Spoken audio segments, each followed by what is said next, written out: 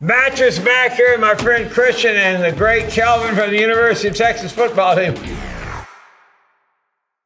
What does that shirt say you got on? I don't even know what it says myself. It says championship racing team, and it says Rude. We want you to have a new shirt on January 9th. Says National Champions, University of Texas. I know that's right. Yes, sir. Yes, sir. How does that sound? First big question, how's your elbow?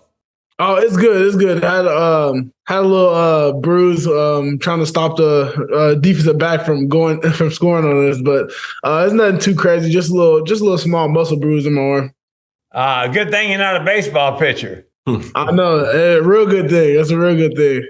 Good for you. Did they give you any diagnosis? Was it a strain, a bone bruise, or anything? I kind of didn't give them time to. I kind of just like, as long as it's not broke, I'm finna hurry up and get back out there. Yeah, how was the energy out of DKR, man, this weekend against Kansas State? Man, it was amazing, man. It was amazing. It's kind of like a so real feeling, just being able to see all those people just cheer for you and the guys that's on your team as well. So it was definitely an amazing feeling, being able to see like how many people want you to come out on top, and we did. So it was an even better experience after we won. So it was real amazing. Now, we spoke last week about Kansas State being the number 25 team in the nation facing you guys. Like, they play you guys hard every single year. Were there any surprises going into this game besides them coming back and getting you guys into overtime and beating them by only 3 points? Were there any surprises, any changes up on the defense or the offense that surprised you? No, sir. There was no real big surprises besides what you said is them coming back. But other than that, we game playing very well for what they wanted to do in their defense, and I feel like we attacked them very well. And they didn't, they didn't do anything crazy. They kind of stayed in their base defense, kind of did what they normally do from what we've seen throughout the film. Were you surprised in overtime when they went for it on 4th and 6? Yeah, just a tad bit. I kind of felt that they were going to go for it because this game was kind of deciding who gets to have that number one spot and be like the head leader of the Big 12. So I kind of knew they were going to be aggressive with it, but I didn't think in that moment they were going to go for it. I thought they was going to try to kick the field goal and go to another overtime. What would you have done if you were their coach? I would have probably did the same thing, man. You know what I'm saying? You only have those games once in a lifetime memory. So I, in my mind, I want to go for it all, and I want to win. So I'm not just gonna try to settle for a field goal. I'm with you on that, man. Especially in those situations, go for the gusto. You know what I would have done? I'd have kicked the field goal. I'd have consulted all the statisticians on the sideline, all the little nerds, and say, "What do we do, nerds?" And they say, "Kick a field goal." Go to the analytics. What was your favorite block yesterday? I would say it was a screenplay. Well, not a screen. It was kind of like a reverse. The guy, they kind of like messed up the formation, the defense. They blitzed like 3 guys in one gap that I'm not sure what they was doing. And kind of just like going, handing the ball, passing it off, passing the block. And I had to run all the way around like 2 defenders in the tight end to get to my block. And I ran like 30, 40 yards downfield that pancaked the DB. So that was probably my favorite. There we go. Were you out of breath after that? Just a tad bit, man. Just a tad bit. Because I was looking forward for him to just go ahead and score, so I ain't have to, turn around. But you got tackled, so I was like, oh Lord, I had to run all the way back. Now, Mac, class is in session right now, so I have a lot of listeners and viewers. I've been scrolling through social media, and they still don't get what the term "that dog in them," having that dog in you. And I think that Deion Sanders kind of recoined the term of having that dog in you. Mac, what does it mean to have that dog in you? Somebody who'll fight to the end. Fight till the death. That's what it means. Somebody who's got some, excuse my expression, cojones. Words right out of my mouth, man. Just not backing down from no one.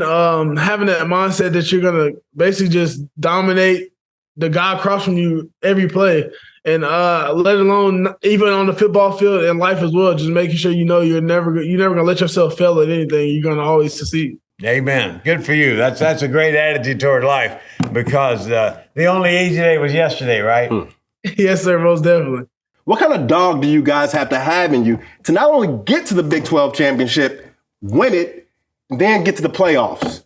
Yeah. We both definitely got to have every amount of dog in us to get to that spot, especially getting later in the season. You know what I'm saying? Everybody kind of get banged up a little bit. Everybody's fighting through some sort of pain or injury. And like you said, it starts in practice. It starts in practice with us guys going at each other, showing us what type of dog we are every day. So when we start there, then it'll translate over to the field because, like you said, it was a close game this Saturday. And I believe if every teammate, we didn't push each other to our limits every day of practice, and we didn't show each other that dog in each other, we probably wouldn't have came out on top like we did. But we push each other every day. We work hard every day, and we make sure that we, like I said, push each other to be better and make sure we finish those type of situations. So it's definitely going to take a lot of dog in us to make sure we finish out. Are y'all feeling any pressure as the season goes on to keep winning and win out?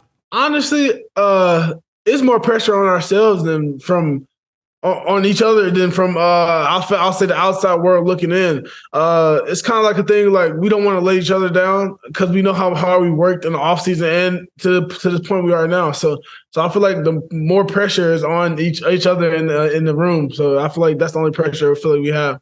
Hey, now how did it feel seeing Oklahoma lose to Oklahoma State yesterday, which sets you guys up for better position to get to that Final Four? How did that feel, man? Obviously, when you get in that position where you're looking at other teams and you're just watching the game, you know what I'm saying? You feel good that they lost because it's kind of setting you up for a better spot, most definitely. So just watching the game and just saying it was a great game. So it was a real fun game to see, and just going on with our day and just make sure we focus on the next test. So who's up for the Longhorns this coming week? We got TCU. So you got to be careful of them Horned Frogs. They're pretty good at home. Yeah. It's definitely going to be a good experience for myself as well because my first time playing in that stadium. So we definitely going to have to come out and play hard and give them a run for their money. So TCU, what difficulties that y'all face from them? I feel like it's going to be kind of a similar – they run a similar defense as Kansas State.